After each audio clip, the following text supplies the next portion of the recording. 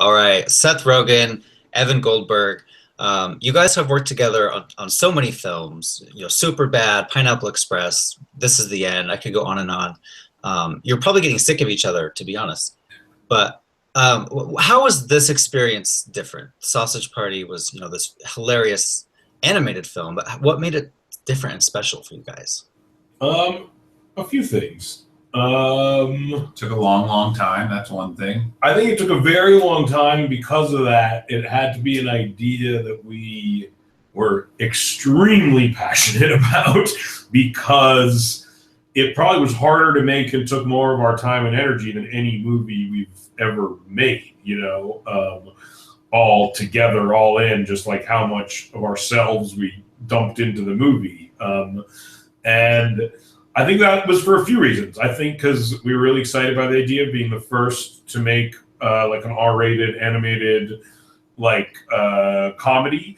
The idea itself we really loved, like the theological themes and the bigger ideas behind the movie were as relevant as anything we could ever be working on to us. And I think that's why we were able to, and the cast, honestly, I think that was the other thing. And the process of learning a new medium. I think all those things combined are probably why, although it took around 10 years, it was, I never got sick of working on it, honestly. Yeah, I talked to the director just about a week ago, Conrad, and he kind of told me the origins of how he got involved. But I guess, Evan, I'll come to you. How did the story develop, the Sausage Party, story? Well, we kind of had this title, Sausage Party, that we always messed around with. It was just a joke title we liked. Yeah. And then also, we were hanging out with Jonah a lot then. He lives in New York now mostly, but he used to be here. And we'd already worked together, and we were hanging out all the time. And we just kind of started spitballing this idea with him. And me, Seth, and Jonah just kind of came up with an idea about a sausage party first. And then eventually we realized they could be literal sausages. Yes. They could be animated. Mm-hmm. And slowly that kind of formed an idea that was big enough for us to think we should make it. So we reached out to Conrad. Yeah, once we realized it could have really deep themes and actually kind of be more than just a 90-minute dick joke, but also a 90-minute dick joke. That's when we got really excited. And speaking of Conrad, he says that you work way too hard, Seth. He said you always have 5 projects at the same time, and he wants you to just take a vacation in Tahiti or something. I do take some time. I'm quite relaxed. You've been to Tahiti once? I have been to Tahiti, and it was beautiful, and I got a lot of good work done there. How were you able to balance? And Evan, I'll ask you this question: the comedic aspects of the film with those cultural moments and the religious themes, because it just came off so flawless, but it must have been pretty hard to actually do. Well, kind of like the themes of the movie are reflections of actual society, and so it wasn't as hard to balance as you might think. But the challenge was making the story rich enough to make it worthy of the genre it was in, because these high quality CG films, especially Pixar and some DreamWorks films, are just so well done. And at a certain point, we realized that we had to write it as well as they write those films, but they have a lot more time and way smarter people and way more people. So that was kind of the trick, was actually just getting the story to a level that it is as high quality as your best Pixar movie and would function without all the dick jokes. But we kept all. But we also had all the dick jokes, yeah.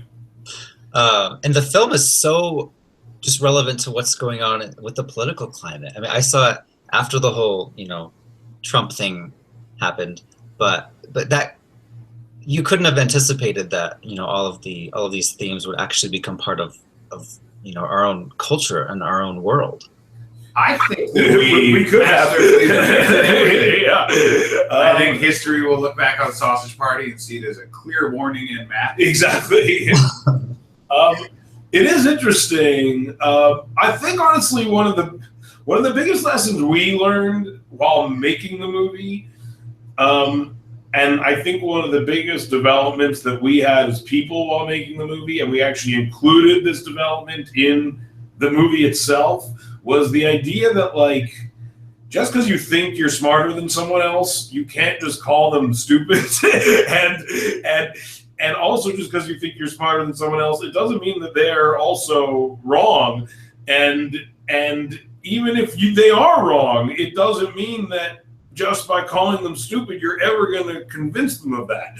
And that's something that I think we as people kind of learned throughout the process. You know, I think we approached the movie honestly as very like atheistic people who kind of had the attitude where it's like, if you don't believe what we believe, you're stupid.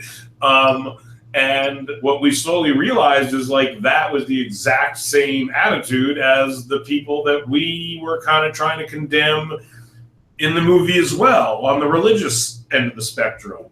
And it's funny because in watching the movie after the election, that was kind of the idea that I thought seemed to I rediscovered a little bit, was this notion that clearly a lot of people in this country think a lot of other people in this country are really stupid on both ends of the spectrum, on both sides of the coin. And I think if the movie says one thing, it's just calling each other stupid isn't going to do anything. And you really have to try to understand where people are coming from. Even if it is stupid, you have to try and understand where they're coming from, you know? Right. You mentioned the cast earlier. This is one of the best casts of the year. I can't imagine anyone said no, but did you actually go to somebody and they said, you know, I'd rather not do that? Not really. No, we knew who we were going to control, and we kind of predicted their responses and predicted accurately. People were just those who were down to do it or those we went to. Yeah, thank God. You didn't go to Meryl Streep and say, do you want to be this lesbian taco? She would have been great as the cookbook, but it didn't have a voice in the end. There was a Julia Child. At one point, the cookbook did talk like Julia Child, and Meryl Streep would have actually been perfect for that. What was it like working with the legend Alan Menken? I mean, we grew up in this era of Little Mermaid and Beauty and the Beast, and now you're kind of working with this legendary figure. What was it like working with him? It was exactly what you would hope would happen if you were as you are and as we are, of the age we are, and raised on what we were raised on. He just came through, lived up to expectations and exceeded it, and did a dirty joke on himself. Yeah. And really was outrageously collaborative, which you don't always expect of people who are as talented and established as he is. Like, he was really, we never got the sense that he felt like he was like slumming it, which is something that I think just us as self-conscious people were fearful that might be the situation. And also, like, yeah, he really like valued our input because, you know, he acknowledged that it was just a little different than what he had done before. But the music itself is just exactly what you would hope it would be. You know, the little, you know, Aladdin, you know, the music that he's written for movies over the years has just been some of our favorite stuff. So it's great. Right. It kind of gave it that Disney feel, even though it's the opposite of a Disney movie in a lot of ways. Yeah, I mean, we very much wanted the movie to have the feel of a Disney movie. And I think we knew, I mean, one of the conversations we had a lot was that it should really have the texture and the skin of something that's very recognizable and something that, you know, although the subject matter is very different than what you'd see in a Disney movie, it's funniest if it's portrayed in that world. And kind of plays with your expectations of what's allowed in that world. And here at Gold Derby, we're an awards website.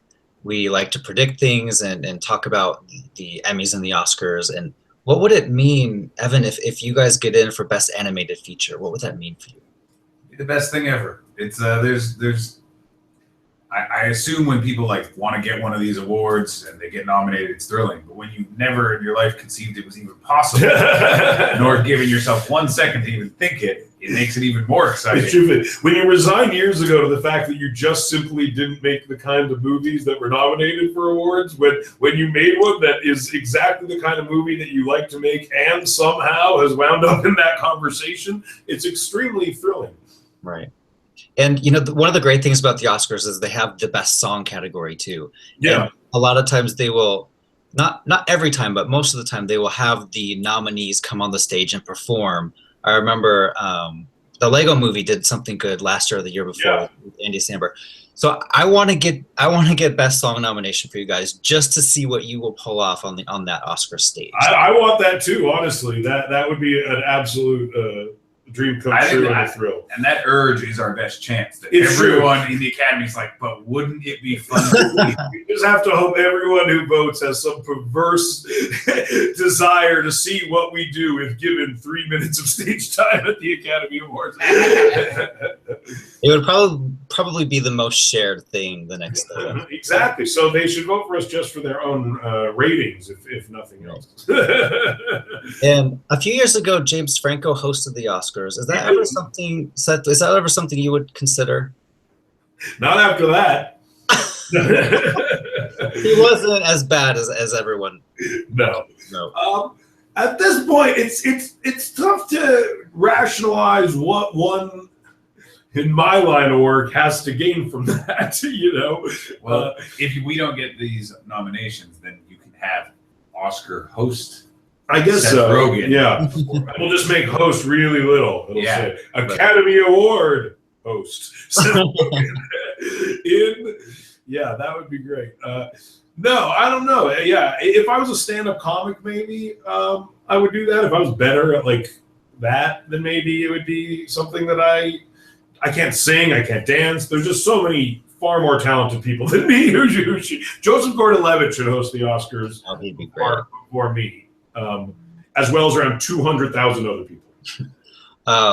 How set in stone was the script, or did you guys allow the actors to kind of improvise?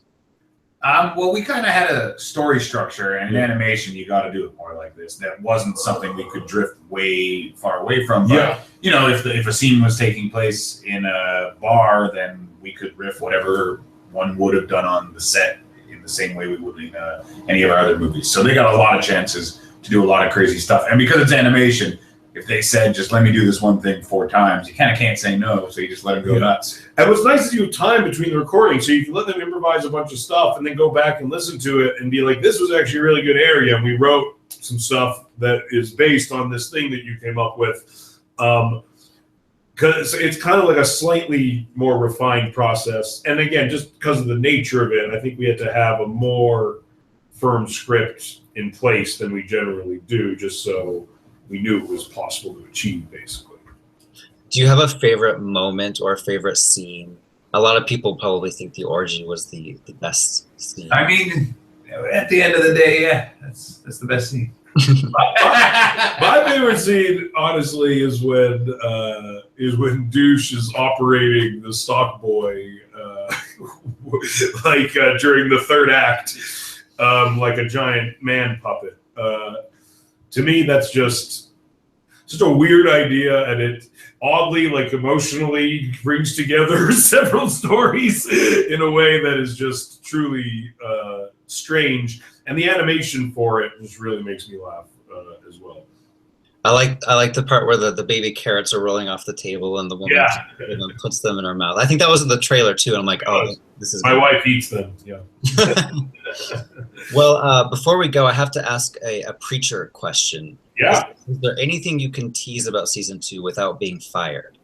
Yes, it will be better than season 1. There you go. How's that? Look at that. If you like season 1, you'll really like season 2. It has all the best parts of season 1, but with that special season 2 twist. Yeah. Did you learn a lot about making TV by doing the first year, about the difference between TV and film? Yes, immensely. But I honestly think few things were probably better for us as filmmakers than directing television. We were able to try things that we never would have tried in movies, I think, that worked really well. I think something about the smaller scale of it, we took risks that I think we wouldn't have taken in a movie. I don't even know if we would have directed a dramatic kind of comic book movie, but for some reason as a TV show, it seemed less daunting. And I think it made us much better filmmakers. Well, guys, thank you so much for your time. We are at Gold Derby. We're rooting for Sausage Party. We wanted Thank you so much. I appreciate it. Okay, have a good day. Bye.